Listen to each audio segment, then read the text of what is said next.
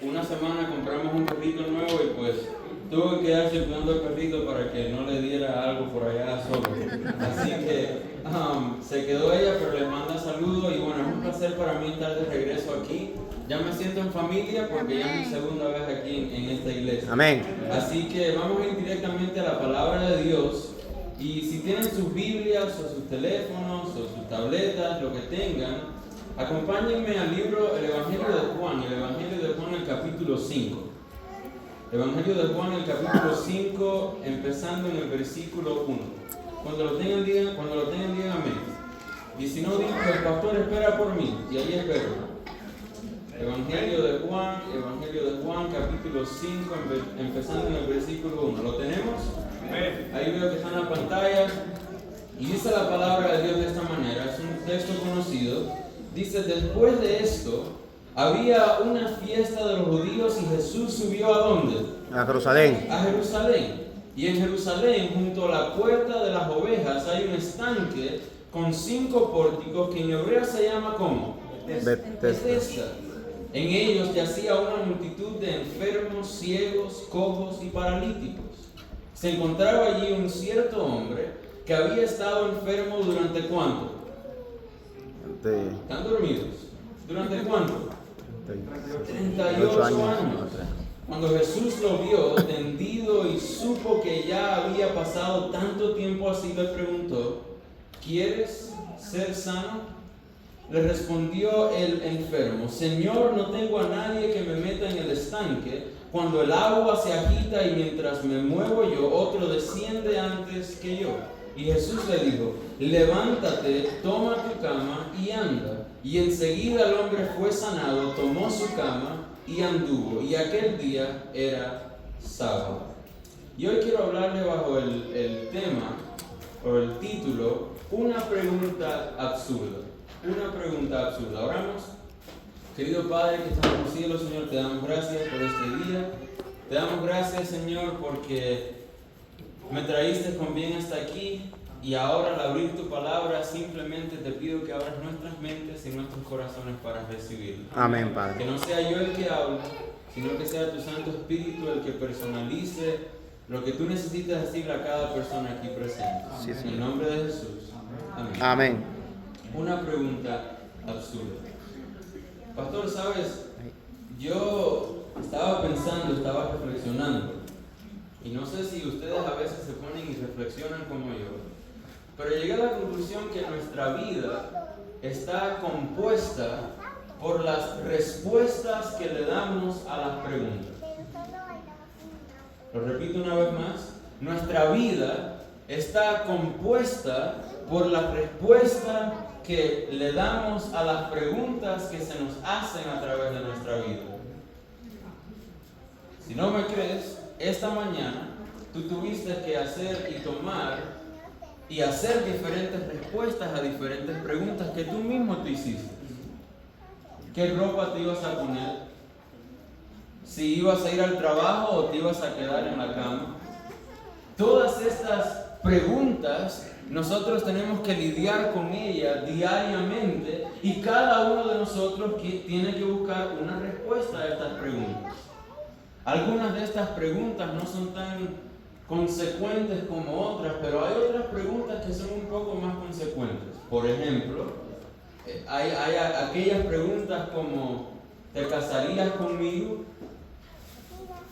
Esa pregunta, dependiendo de cómo tú la contestes, va a determinar el futuro y el trayecto de tu vida, ¿sí o no? Porque hay preguntas que dependiendo de cómo tú la contestes, va a marcar un antes y un después en tu vida y en tu historia. Preguntas como, ¿qué es lo que voy a estudiar?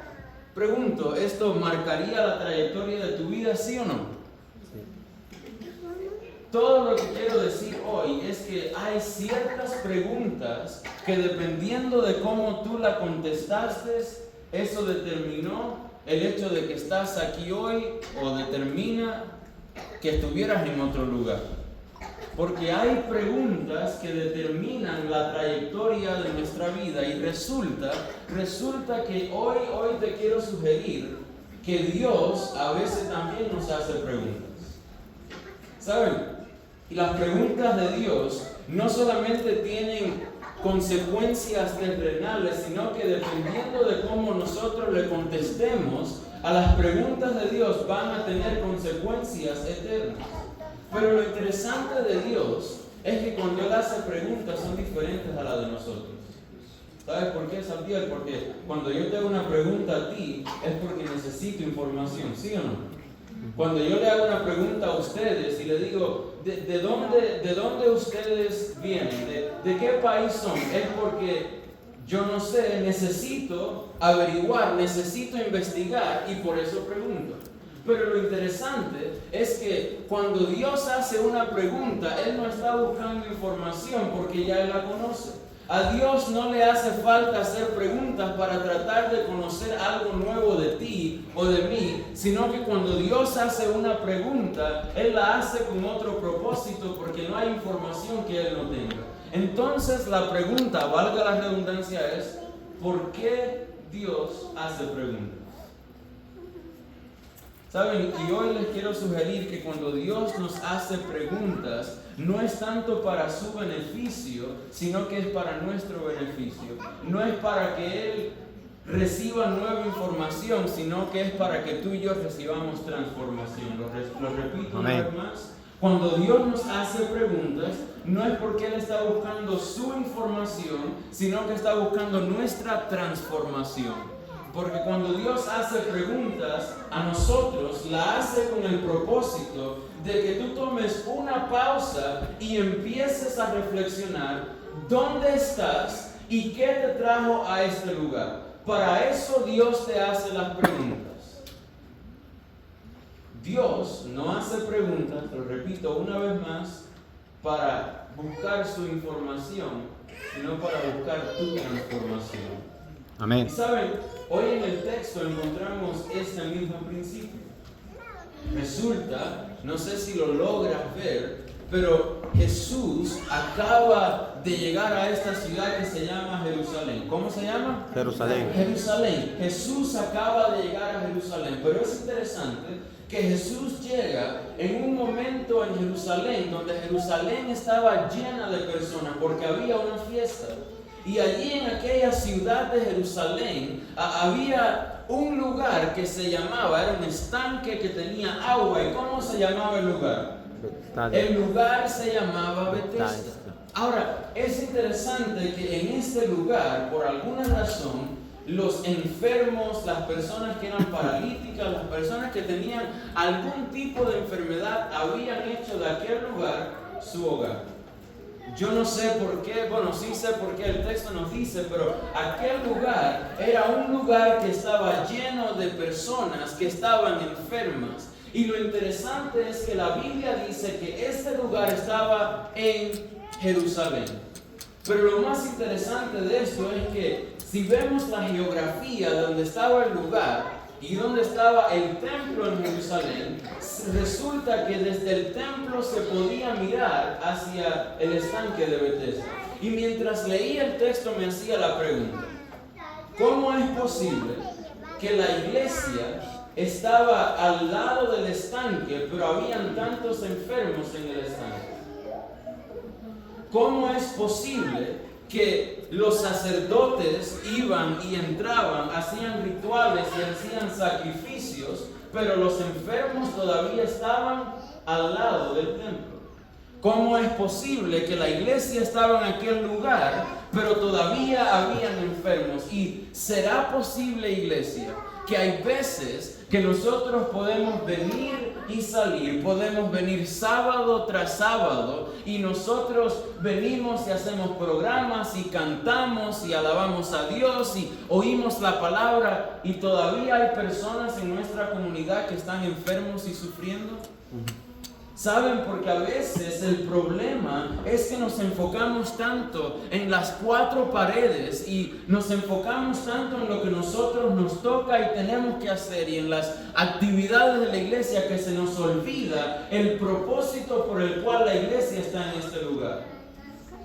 Y no es para que nosotros nos sintamos bien y nos ministramos unos a otros. No, es para ir a sanar a aquellos enfermos que están en Bethesda. Y resulta que Jesús llega a este lugar, llega a Jerusalén, y cuando llega a Jerusalén, empieza y pasa por este lugar llamado Bethesda. Lo interesante de Bethesda es que Bethesda, la palabra que viene del arameo, significa casa de misericordia. En otras palabras, estas personas estaban viviendo en lo que ellos habían transformado en su casa, en su hogar, y aquel lugar literalmente se llamaba casa de misericordia. Pero es un poco irónico que en la casa de misericordia no había mucha misericordia. ¿Por qué dices eso, pastor? Bueno, hay algo interesante, y es que en aquel lugar las personas habían hecho de aquel lugar su hogar, porque la creencia era que un ángel bajaba del cielo, el ángel movía las aguas, y el que lograra entrar en las aguas cuando las aguas estaban removidas, entonces iban a encontrar sanación para su problema, iban a encontrar sanación para su enfermedad. Y resulta que ahora todas estas personas están en aquel lugar esperando a que el ángel baje para que el agua se mueva para ser sanados. Pero si lees en tu Biblia, quizás en la versión que ustedes tienen, hay un texto que en el texto, el versículo 4, narra esta historia del ángel que venía y que bajaba y que movía las aguas, pero en las versiones más modernas de la Biblia, en las más recientes, resulta que este versículo ha sido quitado. Me hago la pregunta: ¿por qué razón el versículo fue quitado? ¿Saben por qué? Porque resulta que en los manuscritos más originales del libro de Juan, ese versículo no estaba. Lo que piensan los estudiosos es que a través de la historia, la creencia que ellos tenían, la creencia popular, la leyenda era que un ángel venía y bajaba a este lugar, movía las aguas, y esta creencia se hizo tan popular que a través de la historia empezó y llegó a ser un verso en la Biblia. Pero los estudiosos hoy se han dado cuenta que lo más probable es que este versículo no debería de haber estado desde un principio. Y hoy te hago la pregunta: en la casa de misericordia no había misericordia. ¿Por qué? Porque la foto o lo que trata de pintar este versículo es que el Dios al cual ellos servían era un Dios que tenía favoritos. Porque solamente el que primero llegara al agua iba a ser sanado. Solamente el que tenía menos enfermedad iba a ser sanado. Solamente el que podía sobrevivir más que los demás iba a ser sanado. Y hoy te pregunto, ¿será que el Dios al que tú crees, al que tú adoras y sirves, es un Dios que tiene favoritos? ¿Será que es un Dios que solamente le da una ventaja a aquellos que están menos enfermos?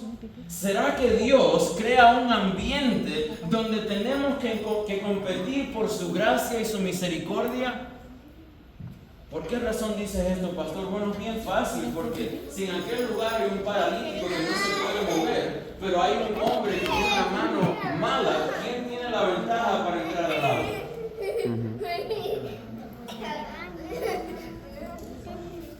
El verso que fue quitado, lo que está pintando es que el Dios al cual ellos están sirviendo es un Dios malvado. Y por eso las personas han llegado al punto a decir: resulta que ese texto no estaba en los más originales, y por eso lo han sacado, porque el Dios al cual yo sirvo no tiene favoritos. El Dios al cual yo sirvo no le da ventaja a aquel que está menos enfermo, porque el Dios al cual yo sirvo no le da ventaja a aquel que peca más que yo, o a aquel que peca menos que yo, mejor dicho.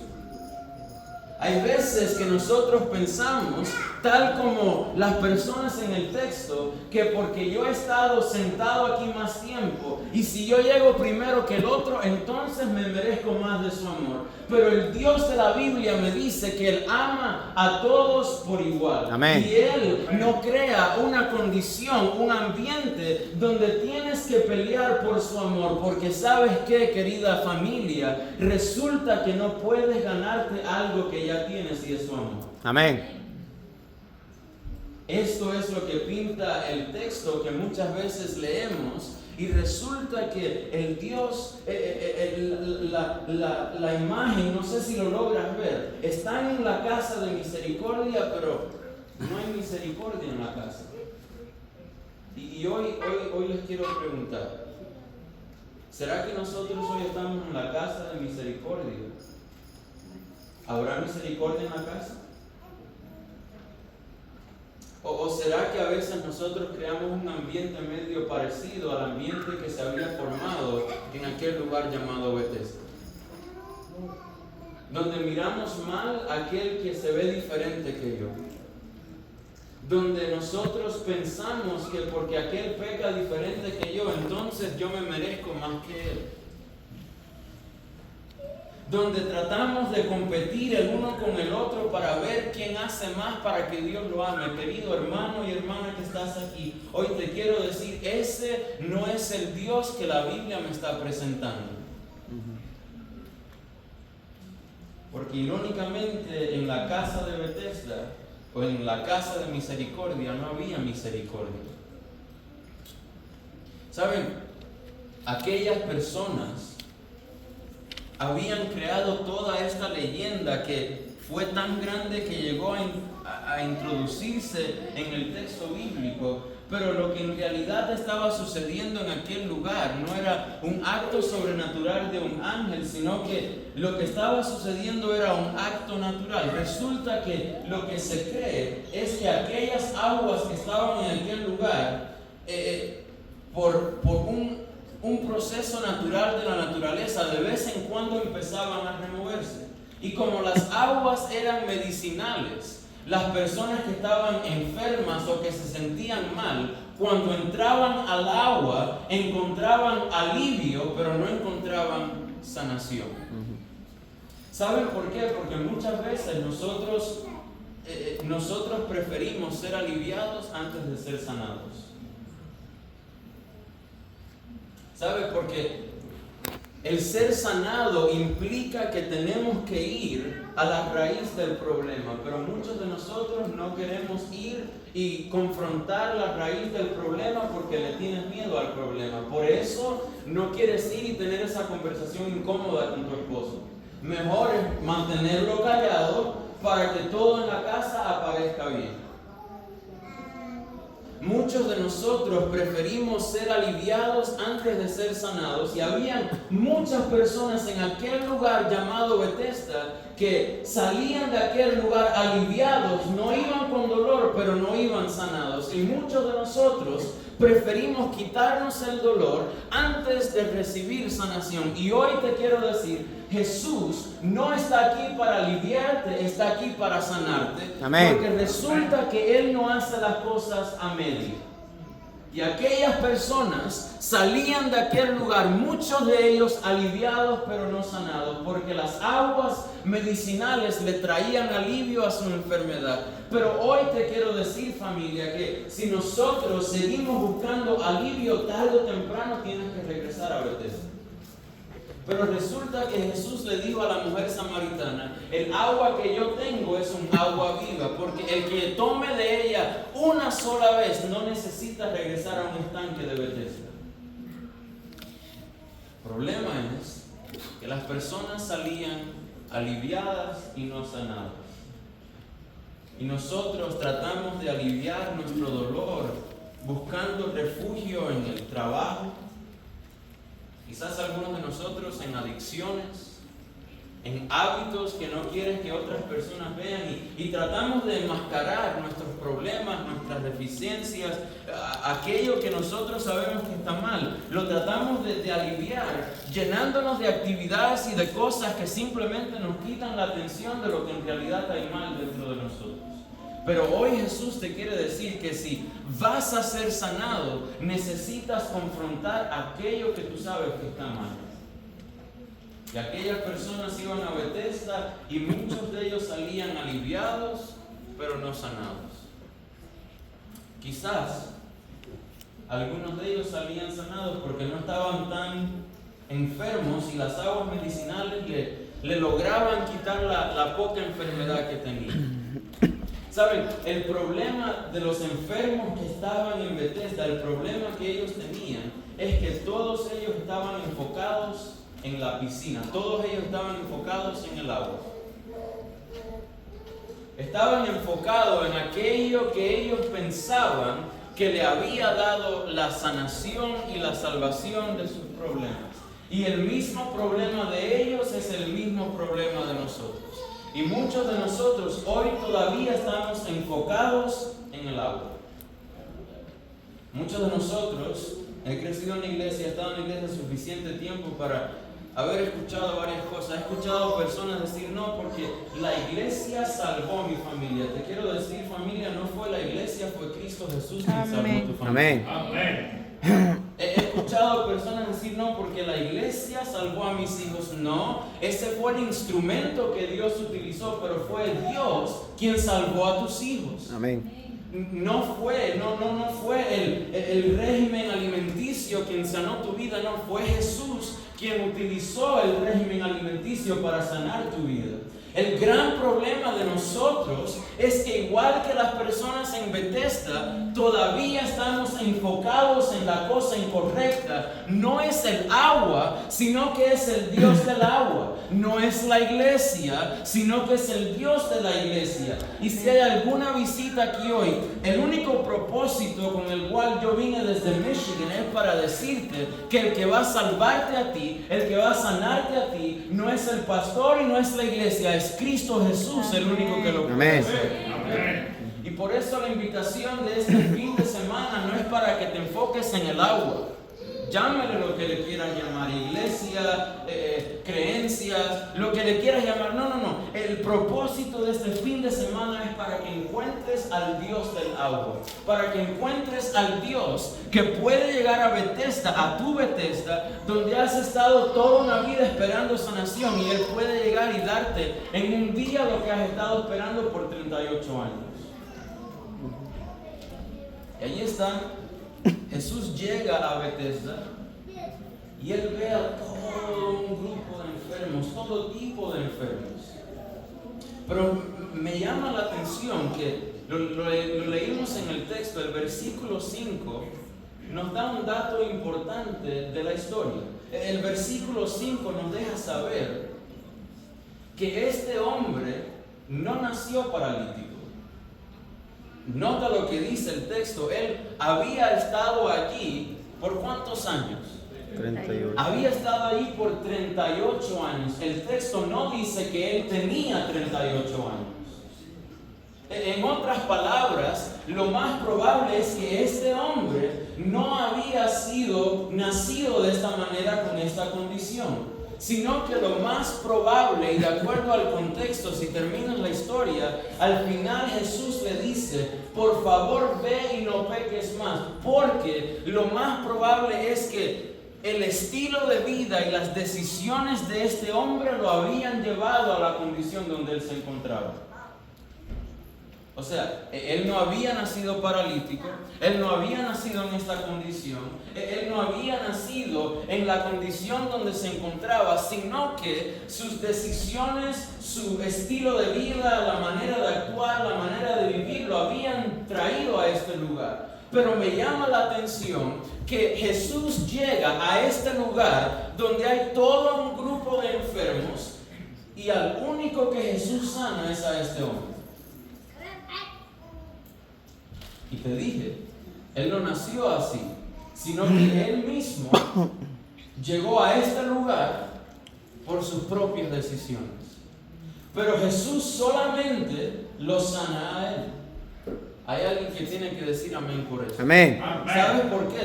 Te lo voy a explicar por qué. Porque resulta que sus decisiones y estilo de vida lo habían llevado a este lugar, pero sus decisiones y estilo de vida no lo habían descalificado para que Jesús lo sanara. Y hoy te quiero decir, quizás hay alguien que está aquí y tu estilo de vida y tus decisiones te han destruido tanto como destruyeron a este hombre. Pero le doy gloria a Dios que Jesús es alguien que puede ver más que tus errores, que tu pasado, que tu pecado, y todavía te puede sanar y salvar. Amén. Jesús puede llegar a tu Bethesda, donde está lleno de enfermos, donde está lleno de personas que necesitan de su poder, y Él te puede ver a ti y te puede decir: yo conozco que eres un pecador, yo conozco lo que estabas haciendo anoche, yo conozco que el alcohol te ha hecho mal, yo conozco lo que le has hecho a tu familia, yo conozco tu pasado y conozco tu pecado, pero hoy te quiero decir que tus decisiones no te descalifican para que yo te sane. Amén. Ese es el mensaje de Bethesda. Jesús lo ve a él y Jesús lo sana. Y hoy alguien necesita entender aquí que tus decisiones quizás te llevaron a donde estás hoy, pero Jesús no te descalifica por ello. Quizás hay alguien aquí hoy que me diga: pastor, pero tú la realidad es que no conoces mi historia. No conoces mi vida y no conoces todo lo malo que yo he hecho. No conoces que estoy en Bethesda porque yo mismo quise estar aquí. Porque yo mismo tomé una decisión tras otra decisión que me llevaron a este lugar. Y hoy te quiero decir, si estás en Bethesda, estás en el lugar perfecto para que Jesús te encuentre. Amén. Tu Bethesda no descalifica a que Jesús venga a pasar por tu Bethesda. Al contrario, tu Bethesda es lo que permite que Jesús se acerque a donde tú estás, si simplemente lo quieres de esa manera. Ahí está Jesús. No sé si lo logras ver. Hay toda una multitud de personas y están mirando al agua. Están esperando a que aquella agua, las burbujas empiecen a salir, a que el agua empiece a moverse, porque están esperando para que el primero que llegue pueda entrar al agua. Y ahora llega Jesús y Él ve a este hombre. Y cuando yo me imagino la interacción algo como así. Yo me imagino que Jesús llega y aquel hombre que está allí sentado por tantos años, Él conoce y quizás dentro de sí está diciendo: bueno, yo conozco a los niños que corren aquí diariamente con las pelotas y juegan, y yo conozco a aquel hombre que pasa todos los días de mañana al trabajo y todas las tardes de regreso a casa. Yo conozco los que vienen y van porque he estado en este lugar por 38 años, pero resulta que hoy veo a alguien que antes no he visto, pero es diferente a los demás. Es diferente porque los que siempre pasan diariamente me ignoran, pero este ahora me está mirando a mí. Quizás en su mente él mira a Jesús, Jesús lo mira a él y él dice: pero ¿será que me está mirando a mí? ¿Cómo es posible que Jesús me está mirando a mí? Cuando todos pasaban su mirada y me daban por incorregible, pero este hoy me miró. Ahora él está allí sentado y Jesús se acerca y él dice: pero ¿será que viene hacia donde estoy yo? ¿Quién? Yo, el paralítico que a nadie le importo. Y ahora Jesús está delante de él. No sé si lo logras ver, pero Jesús está delante de él. Y cuando Jesús se acerca, Jesús le hace una pregunta y le dice: ¿quieres ser sano? Jesús, pero qué pregunta más absurda tú me estás haciendo a mí. Casi que me insultas con la pregunta que me estás haciendo. ¿Quién tú te crees que eres para hacerme esta pregunta? ¿acaso tú no sabes que yo he estado aquí 38 años? ¿Y dónde tú estabas? Porque yo he estado aquí, pero ¿dónde estabas tú? ¿Qué tú crees? Después de 38 años yo no quiero ser sano. Jesús, ¿por qué me ofendes con tu pregunta? ¿Dónde estabas en el año 5? ¿Dónde estabas cuando yo estaba orando? Habían pasado 10 años y tú no movías ni siquiera un dedo para venir a socorrerme. Jesús, en el año 15 me hiciste falta y resulta que me quedé esperando y nunca llegaste. Jesús, en el año 20 me di por vencido y dejé de orar porque estaba bravo contigo, porque nunca me contestaste. Jesús, en el año 30 pensé que ya no había esperanza. Cuando llegó el año 35 ya pensé que ni existías.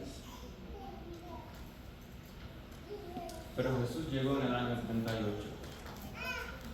Y familia, hoy hago la pregunta: ¿en qué año estás tú?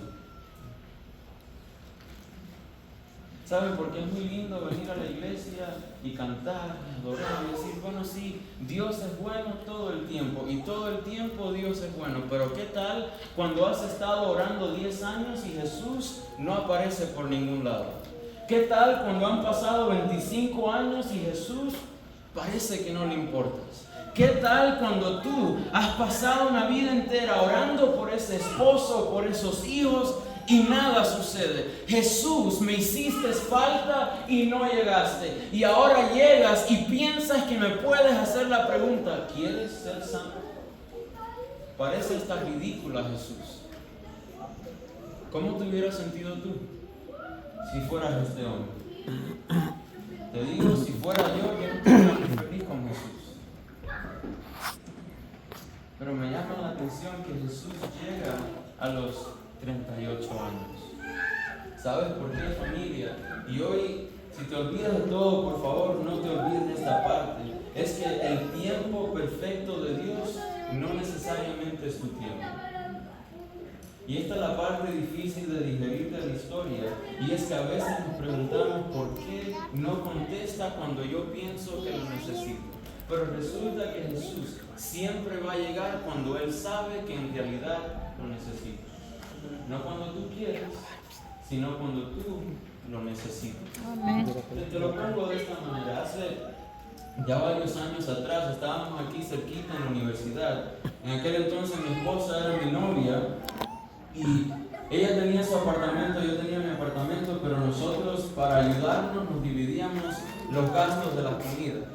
Como éramos estudiantes, al día sábado nosotros los estudiantes no tenemos mucho dinero, y entonces pues comprábamos la comida juntos para ayudarnos y así poder no gastar tanto dinero. Y resulta que comprábamos en Aldi, porque Aldi es más barato. Todavía se no ha cambiado porque todavía compramos en Aldi. Pero resulta que en Aldi venden, esto le llaman calzones, no son de los que se ponen, sino de los que se comen. Es como una pizza que tiene queso adentro. Pero resulta que en Aldi estos calzones ellos lo venden y vienen congelados. Entonces pues yo llegaba a la casa y lo ponía en el congelador. Y yo decía, bueno, yo soy suficientemente inteligente para meterlo en el horno y saber cuándo sacarlo. Yo decía para dentro de mí, no hay problema, yo lo saco del horno, lo saco del congelador, lo meto en el horno. Y resulta que la primera vez que lo hice, le puse la temperatura, lo dejé por allá adentro, y cuando lo voy a sacar, aquella cosa parecía todo menos un calzón. Estaba negro, achicharrado, porque lo había dejado demasiado tiempo. Yo dije, bueno, si esta vez lo puse a, vamos a decir, 425 y lo dejé por 30 minutos, la próxima vez le bajo la temperatura y lo dejo menos tiempo. Yo dije, yo soy lo suficientemente inteligente para saber cocinar un calzón. Entonces la próxima vez hice lo que en mi mente pensaba que iba a resolver el problema. Lo pongo nuevamente y cuando lo saco por fuera se veía que estaba pero nítido aquella cosa, se veía súper bien. Y cuando le pongo el diente por dentro estaba congelado todavía. Y decía, Señor, pero la verdad es que yo no soy tan inteligente como pensaba. Entonces, en ese momento algo me dice, Yeser, pero si en realidad fueras inteligente, leerías la caja de aquellos que crearon el calzón. ¿Por qué razón? Porque en la caja están las instrucciones del creador del calzón, que te va a decir cuánto tiempo tiene que estar adentro en el horno. Porque resulta que si lo sacas muy temprano, entonces va a estar congelado y te vas a partir un diente. Pero si lo sacas muy tarde, entonces si te lo comes así, te va a hacer mal en el estómago. Porque resulta que el creador del calzón sabe cuánto tiempo necesita estar en el horno para estar listo para comer. Y lo que estoy tratando de decirte es que el creador tuyo y el creador mío puso instrucciones en la caja y Él sabe cuánto tiempo necesitas estar en el horno para cuando salgas estés listo. Y para este hombre fueron 38 años y quizás para ti sean 10 o sean 20 o sean 50, pero resulta que el Creador sabe el tiempo que necesitas estar en el horno. Amén. Lo triste del caso es que a veces, como yo, pensamos que somos más inteligentes que el Creador.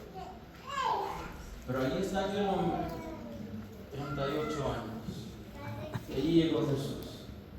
Y Jesús le hace la pregunta: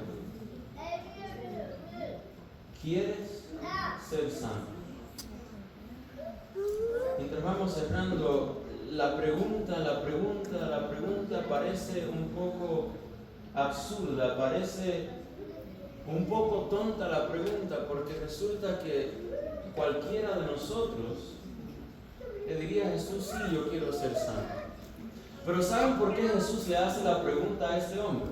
Es porque Jesús sabía que el problema de este hombre no era su parálisis física, sino que era su parálisis de voluntad.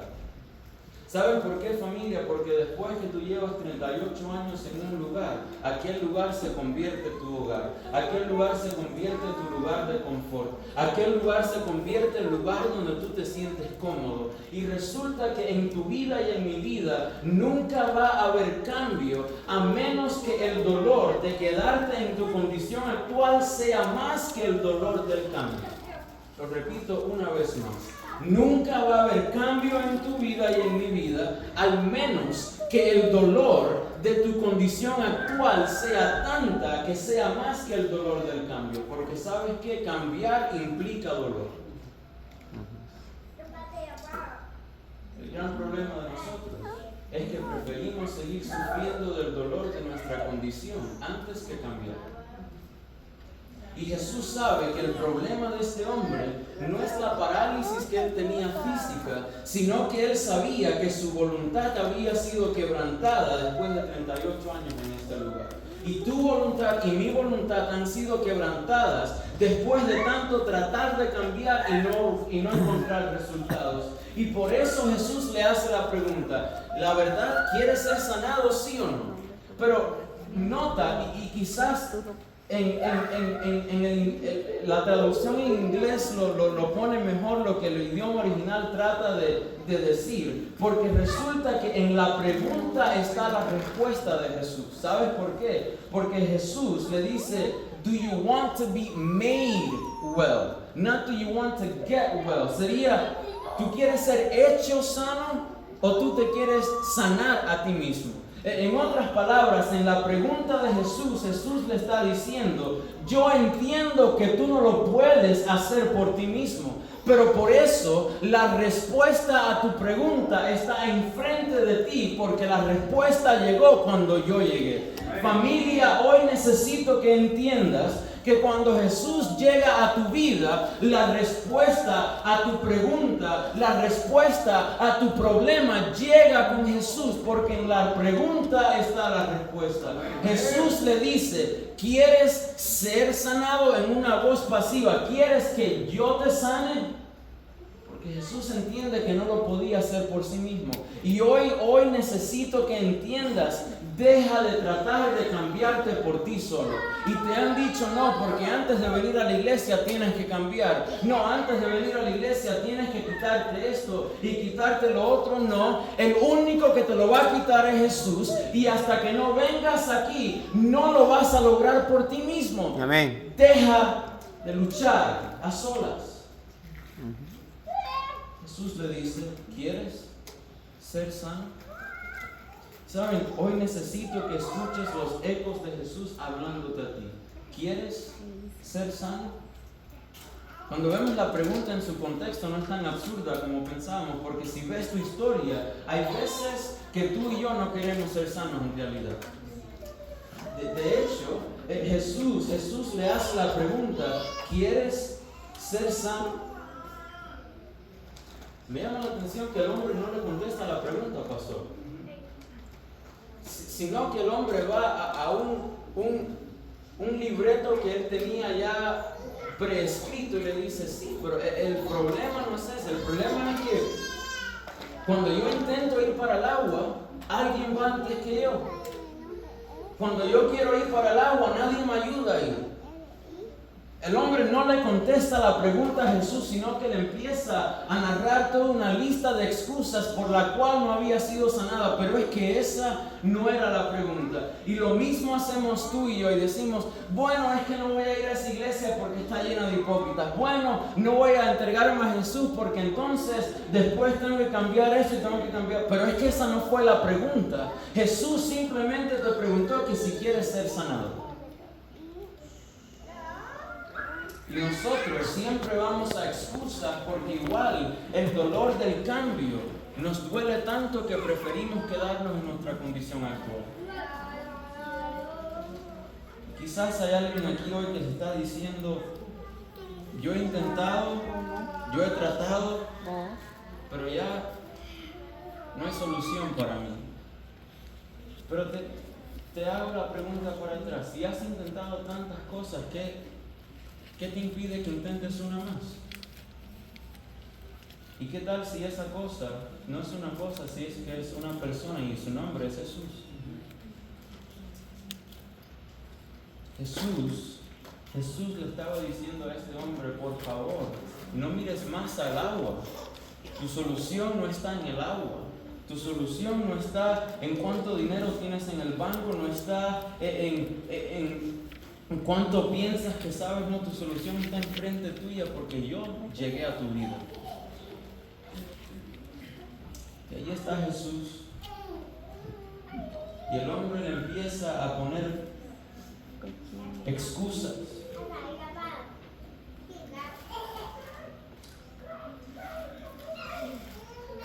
Pero Jesús se queda enfrente del hombre.